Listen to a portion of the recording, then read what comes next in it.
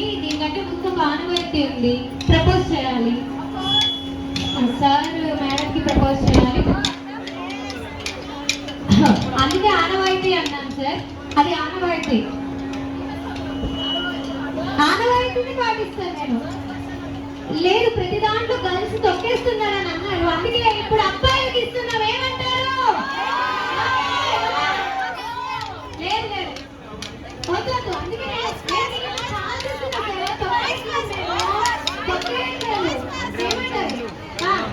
లేదు, మాకు బాయ్సే మస్తీ విషయంలో లేదు. ఇప్పుడు మైక్ ఎట్లయినా ఆటోమేటిక్గా సార్ దగ్గరికి వెళ్తుంది.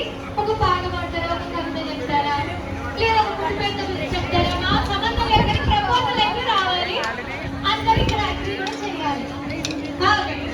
అటు కూడా అదే జరుగుతుంది, మాకు ఇష్టం. ఇప్పటివరకు ఇష్టపడి తర్వాత ఓకే. కవిత కావాలా? అమ్మో, మానస గారికి ప్రపోజ్ చేయాలి అని పర్టికులర్గా నేను చెప్పి చెప్పమని చెప్పారనమాట. అదే చెప్పాను. ఇప్పుడు సార్ మానస గారి పైన ఒక పాట పాడతారు చూడండి. కవిత ఏం లేదా? మీరు ఏదో ఎక్స్పెక్ట్ చేసినంత డాన్స్ డాన్స్ డాన్స్ చేసి ప్రపోజ్ చేస్తారా సార్? చెప్పండి